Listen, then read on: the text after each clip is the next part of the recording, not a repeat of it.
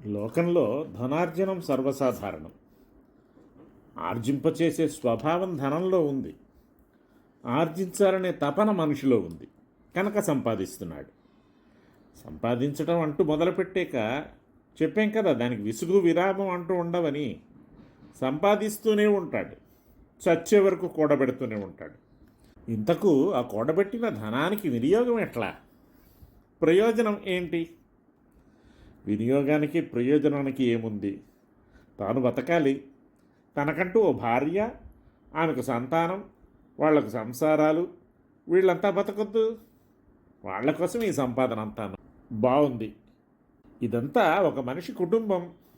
తన కోసం, తన కుటుంబం కోసం సంపాదించుకుంటున్నాడన్నమాట ఈ మనిషి. అంత మాత్రాన చాలదు. ప్రతి మనిషి తన సంపాదనతో మరికొందరి బతుకులకు బాసట కాగలగాలి అంటున్నాడు నీతికారుడు. యస్మిన్ జీవతి జీవతి మహాజనస్తస్య జీవితం నామ జీవన్నపి న స జీవతి న జీవతి యమాశ్రితః పురుషః. 10 మంది బతుకులకు బాసటగా నిలచిన వాని బతుకే బతుకంటేను. దరిచేరిన వారి బతుకును దరిచేర్చలేని వాడు బతికి చచ్చినట్టే. మా ఇంటికొస్తే మాకేం తెస్తావు, మీ ఇంటికొస్తే మాకేమిస్తావు అనే జనం కొందరుంటారు. మరికొందరుంటారు వీరికంటేను ప్రబుద్ధులు వారు. మాకాయుష్యం, మాకారోగ్యం, మాకు ధనం, మీకు రుణం, ఇది వీరి నాదం. జీవిత లక్ష్యమును. తాము బాగుపడటంతో వీరికి తృప్తి ఉండదు. తాము తిన్నంత మాత్రాన వీరి కడుపు నిండదు. కానీ మనిషి బతుకు కేవలం తాను బతకటంతోనే చరితార్థం కాదు. తాను బతికి 10 మందికి బతుకు తెరువు కల్పించాలి. డబ్బే ఇయ్యి, కూడే పెట్టు, గొడ్డే ఇయ్యి, గూడే కల్పించు, ఏదో బతకటానికి ఓ తెరువే కల్పించు. ఎలాగన్నది పరిస్థితిని బట్టి నీ బతుకు మరో బతుక్కు బాసటగా నిలవాలి. ఎంత ఎక్కువ మందికి నువ్వు బాసట అయితే అంతగా నీ బతుకు చరితార్థమవుతుంది. తంజాపుర అన్నదాన సత్రాల్లాంటివి కట్టించి దానాల పేర, ధర్మాల పేర సొమ్ములు చిమ్మి సమాజాన్ని సోమరుల మఠంగా చెయ్యకు. ఆ దానం, ధర్మం మనిషిని పాడు చేస్తుంది, సోమరుడి చేసి కూర్చోపెడుతుంది, శ్రమ కోరవనివ్వదు. అంతేకాదు, ఎక్కడ ఆసరా దొరుకుతుందా, దేని మీద ఒరుగుదామా అని ప్రతిక్షణం ఆలంబనం కోసమే చూస్తాడు తప్ప తానుగా తన కాళ్ళపై నిలబడాలనుకోడు. అంచేత ఆసరాగా నిలువు, అర్హతను ఆవశ్యకతను గమనించు. భోజనం పెడతావు, దినవెచ్చానికి ధనము ఇస్తావు. ఇలా ఎంతకాలం? నువ్వు పెడుతూ ఉంటావు, వాడు తింటూ ఉంటాడు. నువ్వు ధనమిస్తూ ఉంటావు, వాడు ఖర్చు చేస్తూ ఉంటాడు. అంచేత దానానికి, ధర్మానికి కూడా చూడవలసిన స్థితిగతులున్నాయి. నువ్వు ఇస్తున్నందువల్ల నీకు తృప్తి కలగాలి, పుచ్చుకున్నవాడు దానివల్ల బాగుపడాలి. వాడు జీవితంలో నిలదొక్కుని నీలా తాను మరికొందరికి బతుకులకు బాసట కాగలగాలి. నువ్విచ్చేటప్పుడు పక్కవాడి బతుక్కు ప్రమాదం కల్పించగలుగుతున్నావో లేదో, నీ తోడ్పాటు వాడికి శ్రేయస్సును చేకూరుస్తుందో లేదో కూడా చూసుకొని మరీ ఇయ్యాలి. ప్రత్యక్షంగా దానధర్మాలు చేయటం కాక పరోక్షంగా పలువురి బతుకులకు తెరువు కల్పించాలనటం నీతికారుడి మనస్సు.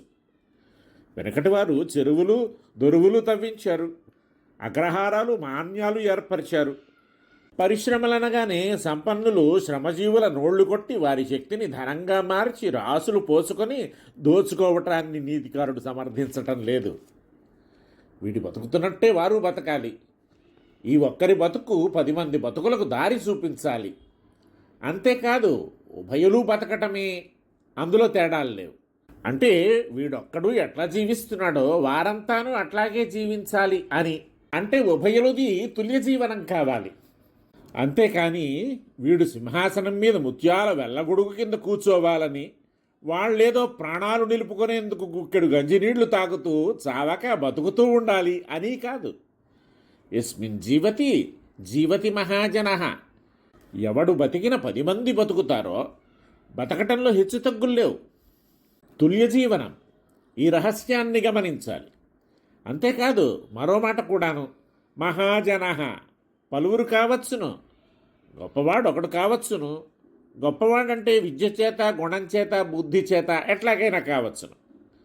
కవులకు, కళాకారులకు, శాస్త్రవేత్తలకు వీడి బతుకును కల్పించాలి. అడుగుల వారికి, బడుగులకు, ఆర్తులకు, అనదలకు ఆసరా కావాలి. సంపన్నుడి శక్తి సామర్థ్యాలు ఇట్లాంటి వారికి కరావలంబమిచ్చి వాని సిరులను సమాజం పొందేట్టుగా తోడ్పడాలి. ఇక్కడ జనం అంటే నేరుగా మనుష్యులనే కాదు, సంస్థలును.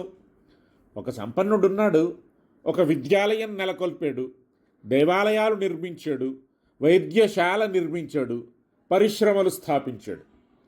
వీటిలో ఎందరు మహాజనులు, విద్యావేత్తలు, సాంకేతిక నిపుణులు తాము వట్టి బతుకులు బతకటం కాదు, తమ విద్యల ద్వారా సమాజాభ్యుదయానికి తోడ్పడుతున్నారు.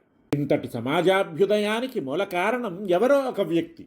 అదిగో అతడిది బతుకంటే. తానొక్కడు బతికి ఎందరి బతుకులకు తాను ఆధారంగా నిలుస్తున్నాడు. అట్లా బతకాలి జనం. తామే చొరవగా ముందుకు వచ్చి వరులు అడగకముందే వారి బతుకులకు చక్కని తెరువు కల్పించాలి.